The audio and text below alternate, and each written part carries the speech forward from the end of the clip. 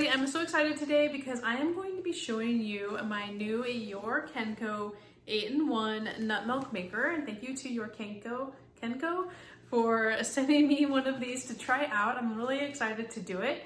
8-in-1, I don't even know what all the 8 are, so let's get it open and checked out.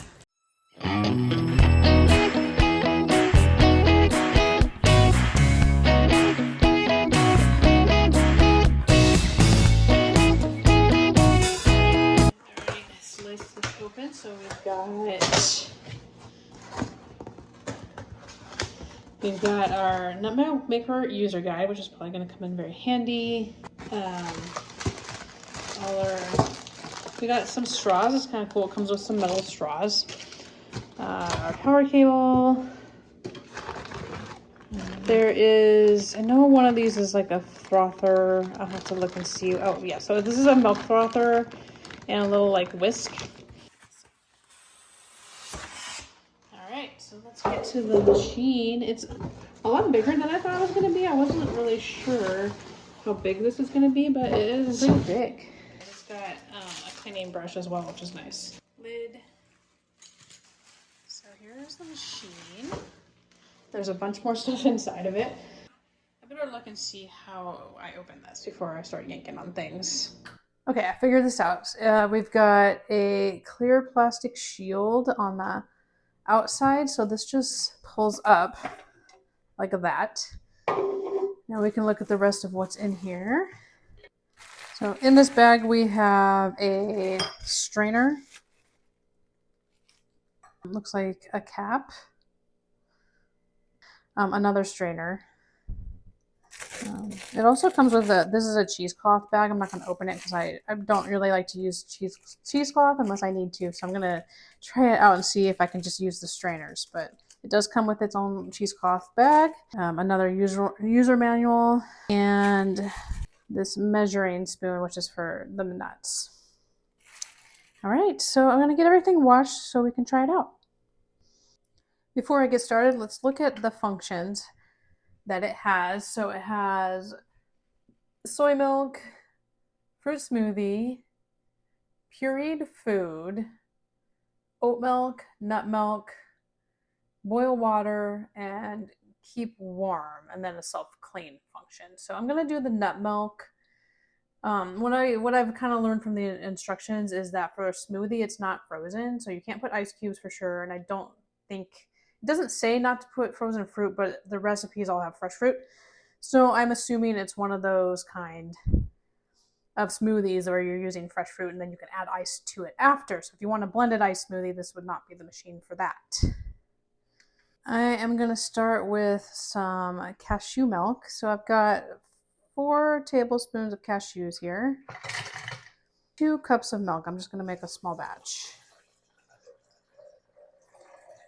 I'm also going to put in a smidge of salt using my little smidgen measuring spoon here. So just a little bit of salt that helps bring out the flavor.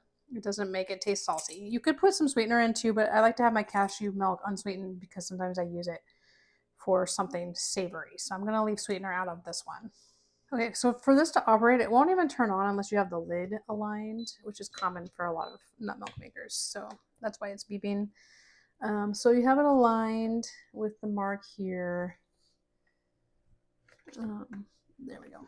And that is when this popped up, so I can choose a mode. But I think you're supposed to put the shield on here. That just keeps anything from going all over the place. That cap fits on this shield as well, but this one. There's some grooves there I was not getting. The lid lets some steam out, so I'm going to leave the cap off of it. And then we're just going to give this a try. All right, so, and then I'm going to hit mode. So these are different times for the different kinds of things you're making. As you can see, some of these take a lot longer than others. Nut milk takes 8 minutes. so it's going to be running for a little while, but we'll get it going here.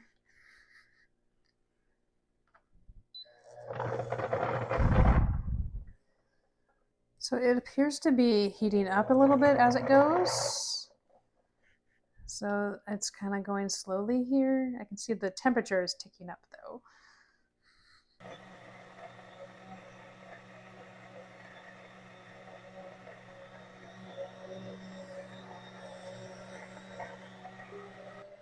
All right, so that is running in the background there. It's not super loud. It's not too bad. It heated up to about 52 degrees Celsius, which I think is about 125 degrees Fahrenheit, and then it started doing its regular mix. That's where the 8 minutes started. So it's going to take a little longer than 8 minutes, and also it's going to be warm when it's done. So we're going to check it out when it finishes its cycle. All right, it just finished its cycle. It gave me a little beep and this BB, and it's blinking. So I am going to try it out. What I'm going to do is I'm going to try some unstrained, and then I'm going to strain the rest of it. All right, here is our unstrained cashew. It looks pretty smooth just visually. A lot of people don't even strain cashew milk, but I like no pulp. So I'm going to strain it. Plus I want to see what's left. All right, this strainer is good for a wider mouth or a coffee cup, but it doesn't fit on my milk bottle. So I'm going to use the other one, this one right here. I'm just going to have to hold it carefully and then pour and make sure I don't get it all over the place.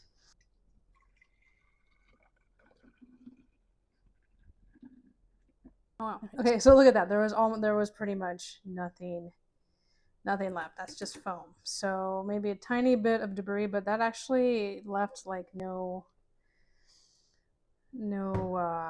pulp. So let's try them out. Here's my one that I didn't strain first. Very smooth. Definitely tastes like cashew milk, and it's warm. So if you want it chilled, you're gonna have to refrigerate it. It does come out warm at first. Let's try the other one.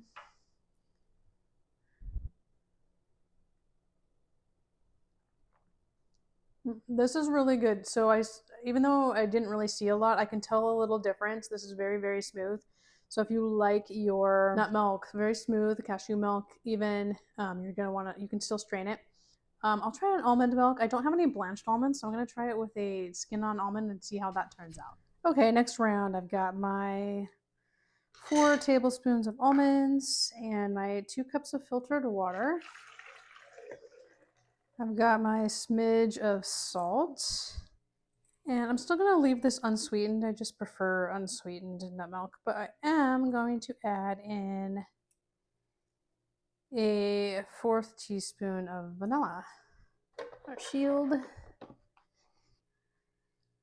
And nut milk again.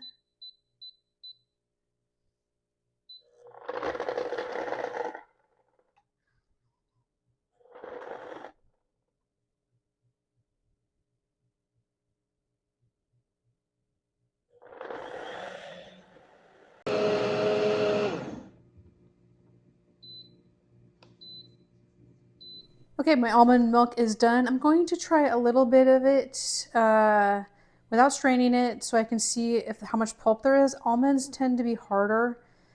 So sometimes you might want to do the cycle twice. So I'm going to see if I need to do that. All right, almond milk, unstrained. Yeah, that has pulp in it. It's not so much that I think I need to run the cycle again, but I'm actually going to strain it because it definitely has pulp in there. Like I said, almonds are much harder than cashews, so they are much more pulpy when you grind them up. All right, let's see how much pulp we get from the almonds. You can already see it.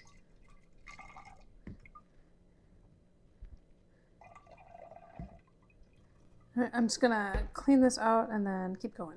I put that in a little bowl so we can see how much is the total pulp.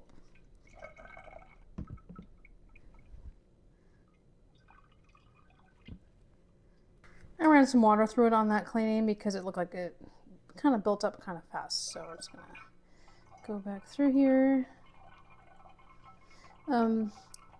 You could use a nut milk bag because you could pour it all in there at once. I just hate cleaning those, so this is fine. It's working. It's almost done, so it's gonna let that drain. My pulp has a lot of liquid in there, so I actually am gonna use the nut milk bag. All right, I'm just gonna put this in here. So the advantage of the bag is that you can squeeze it, which you might need with the almond. It's up to you. But if you want to get kind of the most of your milk, I would definitely recommend doing this. Of course, wash your hands, or put on gloves. And you can just see, you can get quite a bit out of here.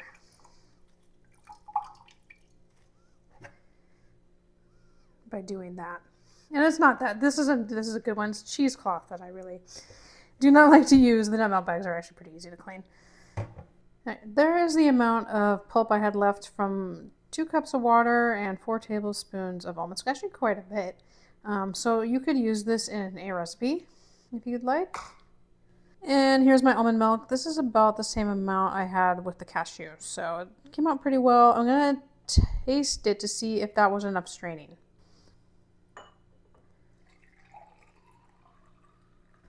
All right, my strained almond milk. Yeah, totally fine. Very smooth, very nice, good flavor. I like the vanilla in there. So almond milk takes a little more work because it's a hard nut and it's a little more pulpy, but definitely worth it. Still easy. Definitely like this. All right, let's try out the self-clean function of it. All right, so I rinsed it out a little bit. There was some like a little bit of residue and stuff, but I left a lot of it, so you can see it's the whatever stuck to the sides I left in there. I'm just gonna put in a couple of drops of dish soap. It doesn't really say in the guide how much water, so I'm just going for another 2 cups. And then I'm going to use, so it gives you this E2 warning. So if you see that, that is because the lid is not on. So you have to have the lid lined up, like I said earlier, for it to even work, which is just a good safety feature. But as you can see, it went to the modes. So I'm just going to find the self-cleaning mode. There we go. Only 1 minute. So let's see what happens.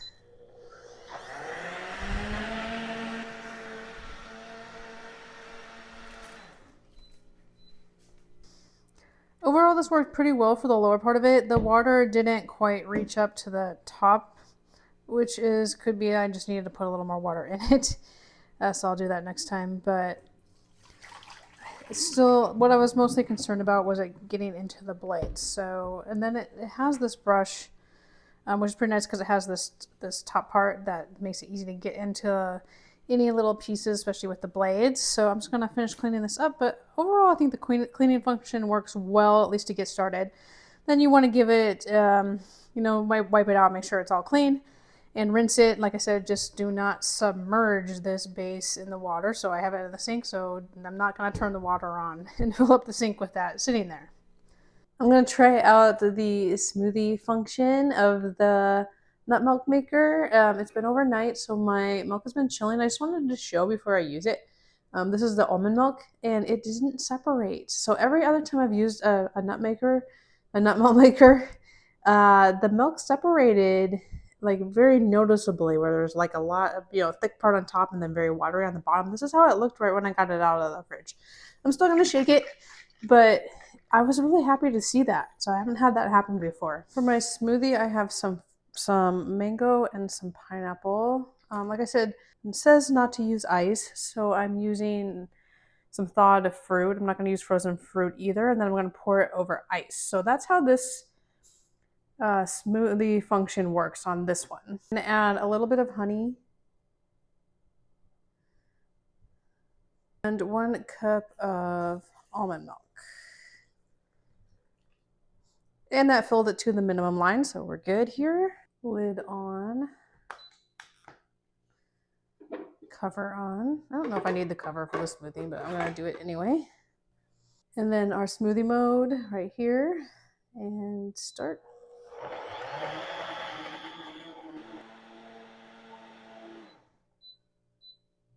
Okay, smoothie's done, so let's try it out. All right, I got my glass of ice here, so I'm gonna pour it on here. Nice and thick, that's good. Filled up that whole glass, and I have a little bit left in there. So let's try it. I've got my smoothie and one of their straws that came with the machine. Yep, that came out good. Just like, blended what nicely. There's no chunks in there. Came out as a nice smoothie. Like I said, if you like a blended ice smoothie, this is not the machine for you. But I like that it is multifunctional. You could use it for blending other things. It makes a puree. It boils water. It has a boil water function on there, so that could make it very handy for traveling or for your office, maybe. I mean, it's fairly big, but not too unmanageably big. This actually has a lot of weight to it, though, so that's good. It's a nice sturdy machine. It doesn't feel, like it's gonna fall apart or anything like that.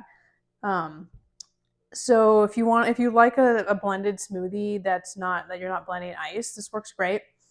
So you have a one machine for multiple uses, which is always nice. I like that it has all the different settings for the different types of milk that you might make.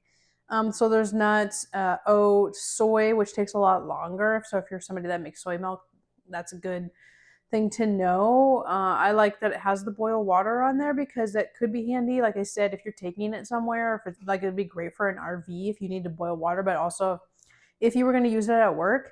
You've got something, if you want to make tea or something, you can boil water. It has a self-clean function, which is very nice. It helps get all that loosened up, even if you're going to like wash it out, because you can't dishwasher it and you can't submerge the pitcher because it's all attached. So that's a very helpful function. But I think the game changer on this one is the price. I believe it's around $120 or so. You can maybe even get it cheaper depending on where you buy it. So a lot of nut milk makers are much more expensive than that. So this one is a very good machine for the price point. A couple of things to keep in mind, obviously, are the cleaning and that the milk is always going to be hot when it's finished. You can't do a chilled one right away. You're going to have to chill it if you want it cold. So that's the main thing about it, but it makes her very great. I was very, very, very happy with the nut milk itself. A very smooth, not pulpy ones. I only had to, like the cashew, I don't even need to strain it. I didn't even need to strain it. There was nothing there. The almonds, you're always going to have to strain those. And I will try some other ones, some macadamia and some pistachio and stuff to see how those are. But it just took one strain and it was great. Like I said, it didn't even separate and, after refrigerating it overnight. So I really am happy with this machine. Will definitely be using it. Like it a lot.